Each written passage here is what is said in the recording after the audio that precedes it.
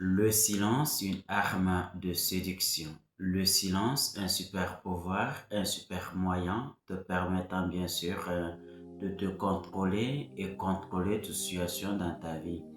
Dans ma vidéo d'aujourd'hui, je vais te présenter bien sûr trois grandes situations très majeures plus un bonus dans lesquelles il faut apprendre bien sûr à garder le silence. Et comme règle sur ma chaîne, je t'invite par ta gentillesse à t'abonner et activer la cloche de notification afin de ne rien rater des très belles surprises que j'aurai à t'offrir désormais sur ma chaîne.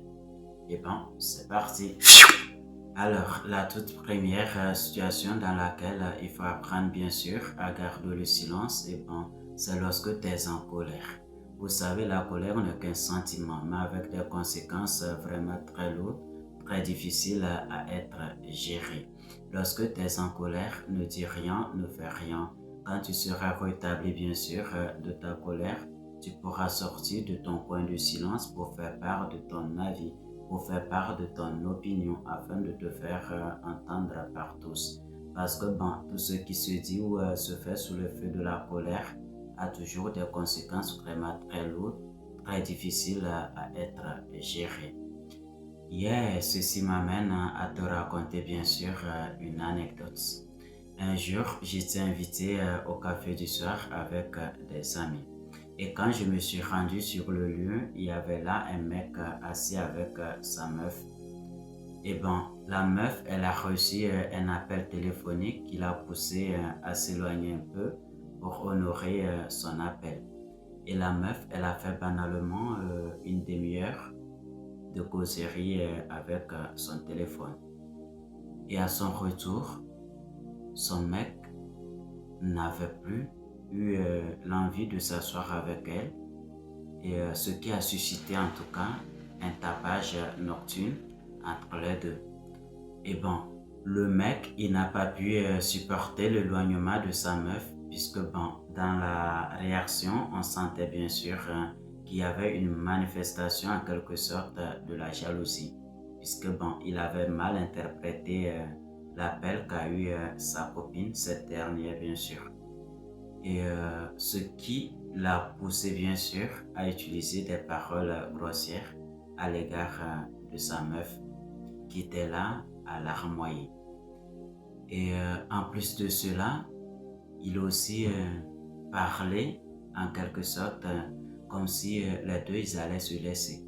Tu vois, ça devrait vraiment être une séparation en fait.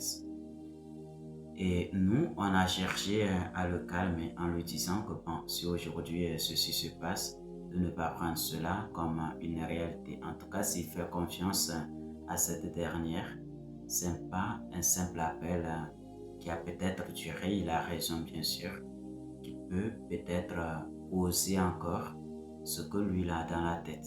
Si en tout cas il lui fait confiance, sa partenaire ne peut pas la tromper si elle n'a pas l'habitude toujours de le faire. Donc en discutant bien sûr avec lui, il n'était pas du tout à l'aise. Et ce qu'il voulait vraiment, c'était quitter, laisser la meuf en disant bien sûr que c'est fini entre les deux. Vous voyez que à cause de la colère, il est en train de séparer tout simplement aussi facilement peut-être ce qui a pris vraiment du temps pour être construit. Si peut-être il avait eu le sang-froid, si c'était retenu, il devrait savoir quoi faire pour que le problème soit résolu dans un climat de paix, au lieu que cela engendre bien sûr un point où les deux doivent se trouver bien sûr séparés de leur amour. Donc le problème, quoi qu'il en soit, ne se gère jamais sous le feu de la colère. C'est pourquoi on dit on ne prend jamais une décision ou bien on ne réagit jamais suite à l'effet de la colère. La deuxième situation, c'est lorsque tu n'as pas la maîtrise d'un sujet donné. Tu es avec tes potes de quartier, vous êtes en train tous de débattre autour d'un sujet donné. Du coup, c'est toi qui es devant, c'est toi qui veux parler, c'est toi qui veux vociférer. Tu donnes plus chance aux autres de pouvoir dire aussi ce qu'ils pensent vraiment du sujet donné. Pour moi, personnellement, c'est apprendre à se rendre plus ridicule. puisque l'homme le plus sage, l'homme le plus respectueux et l'homme le plus intelligent, c'est celui qui apprend bien sûr à écouter plus qu'il ne parle. Si tu veux vraiment avoir la qualité d'une personne qui est respectée aux yeux des autres personnes, qui est très sage aux yeux des gens et aussi qui est très intelligent dans un groupe, apprend bien sûr à écouter plus et parle vraiment très peu ou bien très rarement. Ceci t'élève à un niveau encore plus supérieur. Évite de te rendre aussi trop ridicule à chaque fois où tu veux prendre devant des sujets que tu n'as pas la maîtrise ou bien les contours du sujet donné. Car vraiment, ça va prendre à te rabaisser, perdre ton honneur, perdre ton respect devant des personnes qui devraient t'élever encore plus haut. Alors, la troisième situation, c'est lorsque le monde se lève contre toi. Bien-aimé, tu es un être humain vivant avec les autres êtres. Il peut y avoir des périodes de tension, des périodes de difficulté, des périodes d'incompréhension. Lorsque tu te retrouves face à une telle situation, apprends bien sûr à garder ton sang-froid, à garder bien sûr ton silence. Ne dis rien, ne fais rien. Garde ce que tu as dans ton cœur et attends au moment opportun pour sortir et manifester ton innocence ou bien dire ce que tu penses du sujet d'accusation qu'on porte envers ta personne. Puisque quoi qu'il en soit, ou bien peu importe ce que tu puisses faire, tu ne peux pas au moment où mille bouches portent quelque chose contre toi, toi la seule bouche, ne peut pas raisonner pour prouver vraiment ton innocence quoi qu'il en soit. Apprends bien sûr à garder en ce moment ton silence. Ne dis rien, ne fais rien. Quand tous vont se calmer, puisque bon, moi je prends toute situation dans cette vie comme rien que le vent, rien qu'une tempête. Aujourd'hui, elle souffle. La tempête, elle souffle, mais elle doit s'arrêter bien sûr. Donc, garde ton sang-froid, ne dis rien, ne fais rien. Après que la tempête soit calmée, tu pourras sortir maintenant pour faire preuve de ton innocence ou bien pour manifester ce que tu as dans ton cœur. Mais ne sors pas au même moment où les personnes sont là à te lancer des cailloux pour aussi te faire raisonner. Ça sera vraiment un grand échec.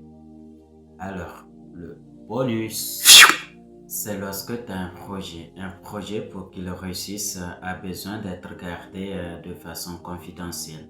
Si tu as un projet qui te tient vraiment à cœur, ne partage cela à personne. Garde ça pour toi avant son accomplissement, bien sûr. Puisque bon, cette personne, tu vas dire que ah ben tiens, j'ai un projet, je te fais confiance. Voilà le projet et voilà comment je vais procéder, bien sûr, afin de le réaliser. La personne va te dire, ah ben tiens, c'est quand même très cool, hein. Je valide vraiment le projet et tout ce qui va avec. Et en prenant bien sûr ce que tu as pu lui dire en partage, elle ira dire aussi à une autre personne en lui disant que, en me disant cela, il m'avait dit de ne pas dire à quelqu'un. Donc à ça pour toi, ne partage cela à personne. Et la personne aussi ira dire aussi à une autre personne. Et en fait, ton projet, il n'est plus maintenant projet. Puisque bon, il a été vilipendé partout. Et par malheur, le partage du projet d'une personne à une autre doit forcément tomber dans les oreilles de tes propres ennemis.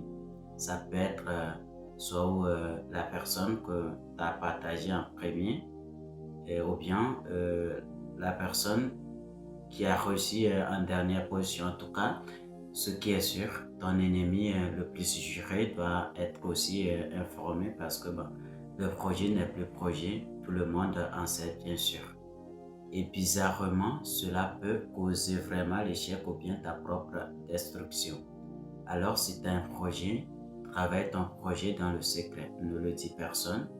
Et le jour où les personnes verront de leurs yeux la réalisation de ce projet, tu verras bien sûr que tu seras respecté, honoré et tu auras une grande valeur.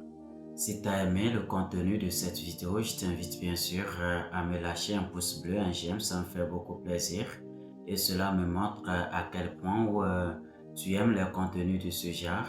N'oublie pas aussi de t'abonner bien sûr et activer la cloche de notification afin de ne rien rater des très belles surprises que j'aurai bien sûr à t'offrir sur ma chaîne. N'oublie pas aussi, j'allais bien sûr oublier ce point très crucial, de laisser tes avis en commentaire. Dis-moi, entre les trois situations et aussi plus le bonus, ce que tu as plus aimé, ce qui t'a plus inspiré. J'ai envie de te lire bien sûr en commentaire pour plus d'amélioration dans les prochaines productions. Et on se dit à très vite pour de nouveaux contenus. Salut!